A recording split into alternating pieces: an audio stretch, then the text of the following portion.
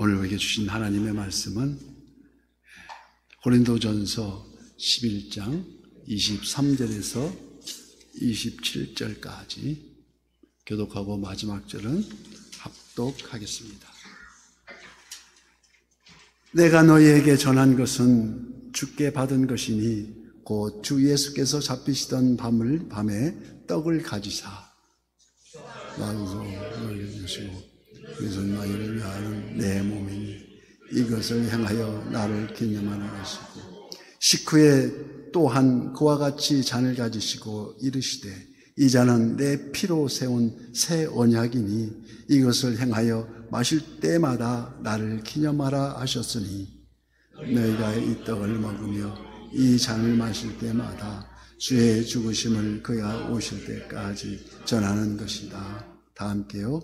그러므로 누구든지 주의 떡이나 잔을 합당하지 않게 먹고 마시는 자는 주의 몸과 피에 대하여 죄를 짓는 것이니라. 아멘. 오늘 또 많이 졸려온 오후 시간에 귀한 말씀을 서로 묵상하기 위해서 오신 우리 성도님들 모두에게 여호와 샬롬 지키신 하나님의 풍성한 은혜를 축복합니다. 제목이 최후의 만찬, 성찬이라고도 하면서 성찬 또는 주의 만찬은 예수님께서 공생의 33년 반 동안 최후의 공생의 마지막 날 전날 밤 초의 만찬으로 제자들을 모시고 말씀하시는 그 장면 우리가 기억하면서 우리가 지난 주일 살펴봤던 죄 씻음에 대한 죄를 깨끗게 하시기 위한 그 세례라 했는데 그 세례의 의미를 생각해 봤다면 성찬식에서 눈으로 볼 수 있고 맛으로 느낄 수 있는 상징물을 사용하고 있습니다. 우리에게 내일 성찬식을 하는데 성찬식의 의미가 무엇인지를 자세히 알고 우리가 성찬식 임하면 좋겠다 해서 택해봤습니다. 세례나 성찬을 통해서 우리를 믿음이 더욱 강건해지고 구원하심과 대속하심에 우리가 그 중점을 두고 있다는 것은 익히 우리가 말씀한 것과 같이 예수님은 요한복음 6장 54절 말씀에 내 살을 먹고 내 피를 마시는 자는 영생을 가졌고 마지막 날에 내가 그를 다시 살리리라고 말씀하십니다. 이어서 내 살을 먹고 내 피를 마시는 자는 내 안에 거하고 나도 그 안에 거하나니 말씀하십니다. 우리가 그리스도와 하나됨을 특별히 기념하게 되는 우리는 내일 아침에 진설한 성찬 상에 보면은 나를 기념하라고 써 있습니다. 그래서 우리가 우리 특별히 우리 기독교에서는 기념설 찌빙그리가 좀 했는데 장로교의 창시자였던 깔뱅은 공제설이라고 주장하는 공제 같은 의미인데 같이 우리가 새로 떼는 포도잔과 떡 속에도 같이 주님의 표가 공동으로 들어있다 해서 공제설인데 우리는 기념설. 그래서 참고로 가톨릭은 이 떡과 잔이 실제로 예수님의 살이 되고 예수님의 피가 된다고 해서 화채설을 주장하는데 이게 굉장히 엄숙하게 합니다. 그리고 굉장히 규정하고 떨리는 손으로 포도주잔을 넣으면서 안 흘리려고 만약에 잘못 삐끗해서 잔에서 땅에 떨어졌다 포도주가 바로 즉시 엎드려서 핥는 것이 그들의 아주 엄숙한 것을 볼 수 있습니다. 그래서 그 외에도 그런 가톨릭은 외에도 교황 무호설이 있지 않습니까? 교황 무호설, 교황청에서 명령하는 그 말은 성경에 나와 있는 말보다 우선시하는 게 그들입니다. 그래서 가톨릭은 로마 교황청에서 지시 내리면 전부 다 세게 한번 따라오기 때문에 단합은 무지개 잘 됩니다. 그래서 무슨 비리가 있더라도 다 당장 밤에 조치가 내려가지고 비리를 찾으러 가면 아무것도 없어요. 그래서 우리 멤마든 게 동네 개라고 하도 교회가 많다 보니까 목사들 비리가 한두 번 매스컴에 떨어진 게 아닙니다.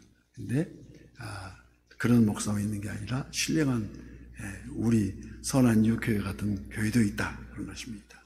그래서 지난주 죄 씻은 부분에 쉽게 이해되지 않고 납득하기 어렵다고 해서 절대 어렵지 않도록 복습 겸 해서 나름대로 왜 쉽게 이해가 안 될까?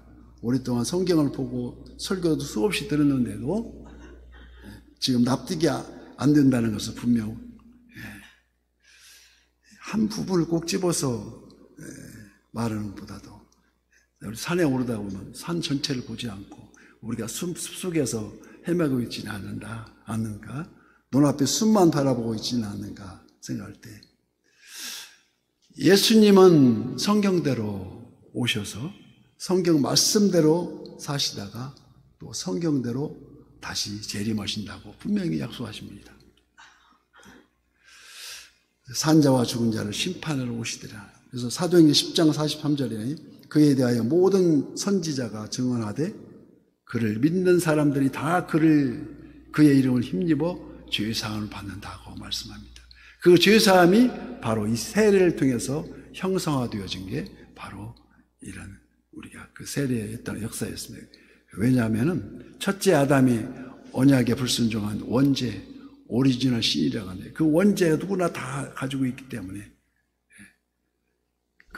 오직 죄 없으신 어린 양 예수가 어쩔 수 없이 단번에 드린 그 갈보리 십자가 보혈의 공로 막힌 휘장이 다 찢어지고 이를 위해서 본디오 빌라도에게 고난을 받아 십자가에 못 박혀 죽으시고 장사된 지 사흘 만에 죽은 자 가운데서 다시 살아나셨으며 내 살을 먹고 내 피를 마시는 자는 내 안에 거하고 나도 그 안에 거하느니 분명 예수님은 지금 우리 곁에 계시다는 것입니다. 임마누엘의 하나님을 말씀하십니다. 예수님을 미리 예비한 세례 요한이 광야에서 외칩니다. 요단강가에 광야에서 회개하라 천국이 가까이 왔느니라고. 예수님보다 6개월 먼저 광야에 나서서 외칩니다. 공생애를 시작하신 예수님께서도 예수님도 이와 똑같은 말씀으로 6개월 후에 회개하라 천국이 가까이 왔다고 말씀하십니다. 그래서 지난주 이를 위해서 무릇 그리스도 예수와 합하여 세례를 받은 우리는 그의 죽으심과 합하여 세례를 받은 줄 알지 못하느냐고 로마서 6장 말씀입니다. 그러므로 우리가 그의 죽으심과 합하여 세례를 받음으로 그와 함께 장사되었나니 이는 아버지의 영광으로 말미암아 그리스도를 죽은 자 가운데서 살리신 것과 같이 우리도 또한 새 생명 가운데에 행하게 하려 함이라고 말씀하십니다. 여기에 그의 죽으심이란 바로 어떤 놈입니까? 죄에 대해서 죽음의 그 죽음이 죄에 대한 대속의 은혜요. 새 생명 가운데 행함은 언제까지입니까? 우리 주님 다시 오마하신 약속하신 재림의 그날까지입니다. 그래서 그를 묵상하는 게 대림절임 아니겠습니까? 재림절 넷째 주 오늘이 여기 그 죽으심이란 바로 죄에 대한 죽음. 과거 죄를 씻고 시 공간을 초월한 지금도 살아계신 예수님의 죽으심과 합하여 부활에 동참하는 그 고백이 바로 세례를 의미합니다. 그러한 고백으로 세례를 받는다는 것입니다. 그런데도 이 험한 세상의 다리가 되어서 감각이 무디어지고 내가 원하는 선을 행하지 아니하고 도리어 원하지 아니하는 악을 행하는 도다고 사도 바울이 말했듯이 너희는 유혹의 욕심을 따라 썩어져가는 구습을 따르는 옛사람을 벗어버리라고 말합니다. 오직 너희 심령이 새롭게 되어 하나님을 따라 의와 진리와 거룩함으로 지으심을 받은 새 사람을 입어라. 새 생명입니다. 바로 이 새 사람이 바로 우리 안에 계신 그리스도의 생명. 우리 옛사람은 이미 십자가에 못 박혀 자기는 없고 오직 새 사람으로 예수님과 동행하는 삶이 우리 바로 그리스도인이라는 것입니다. 이를 잊지 않기 위해서 우리가 잘 아는 말씀이 육신이 되어 우리 가운데 거하심에 우리가 그의 영광을 보니 아버지의 독생자의 영광이요 은혜와 진리가 충만함을 우리가 이 시간 배우자 하는 것입니다. 그래서 우리가 23절 말씀에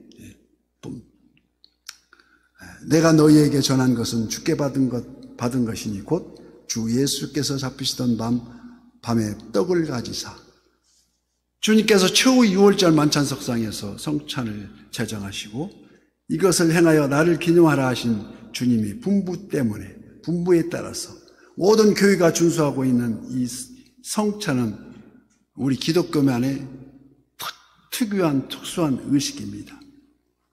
죄인들을 위해서 십자가 제단에 자기 몸을 바치신 주님의 구속사역을 기념하고 있다는 것입니다. 그래서 성찬은 우리 주님의 몸과 피를 나누는 의식입니다. 어떻게 나눕니까? 24절 말씀에 축사하시고 떼어 이르시되 이것은 너희를 위하는 내 몸이니 이것을 행하여 나를 기념하라 하시고 식후에 또한 그와 같은 잔을 가지시고 이르시되 이 잔은 내 피로 세운 새 언약이니 이것을 행하여 마실 때마다 나를 기념하라 하셨으니 성찬은 바로 성도가 새 언약 백성이 되었음을 인정하는 의식이라는 것입니다. 여러분, 우리가 어떻게 새 언약의 백성이 되었습니까? 바로 이 우리가 기념해야 하는 주님의 몸과 피 때문입니다.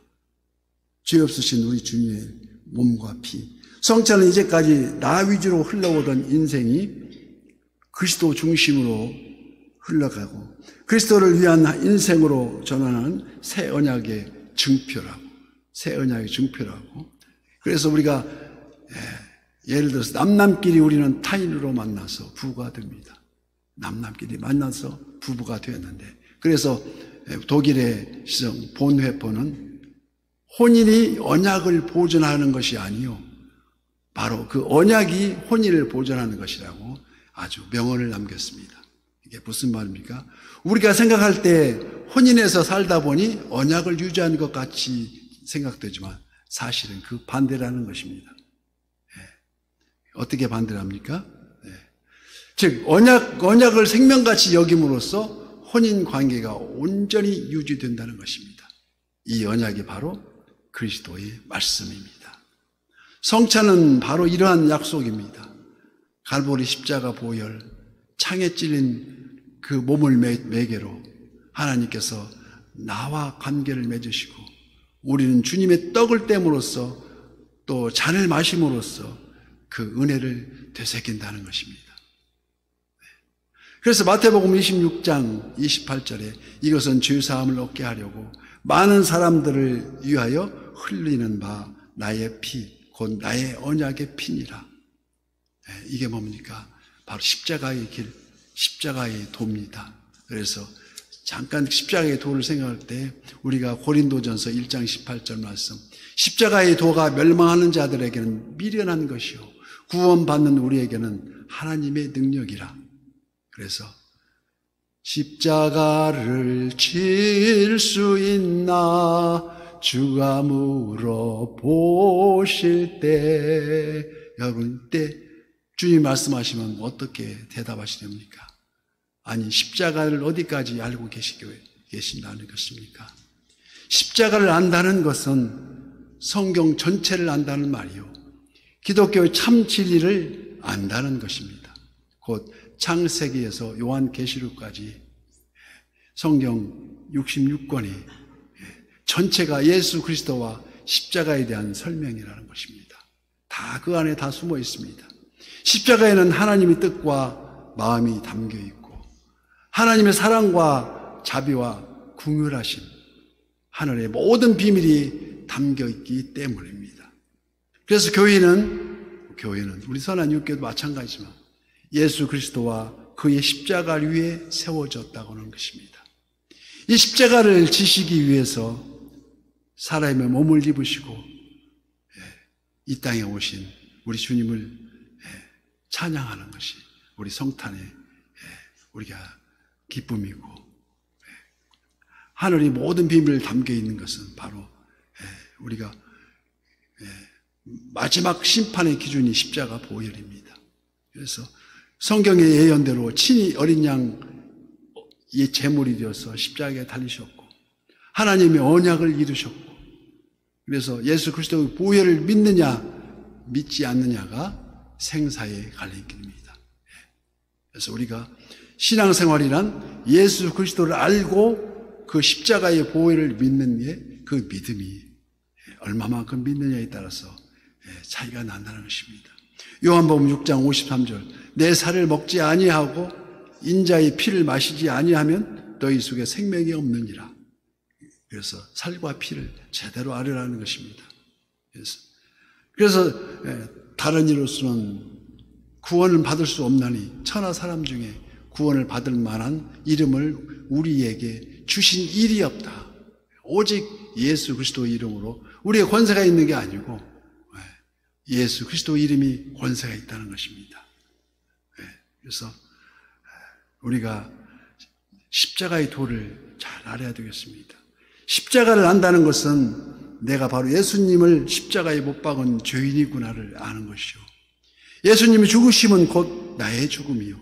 지금 내가 사는 것은 나의 모든 삶에서 나 자신을 부인하고 누구든지 나를 꺼내서 우리 주님은 말씀하십니다. 누구든지 나를 따라오려거든 자기를 부인하고 자기 십자가를 지고 따르라고 주님은 말씀하십니다.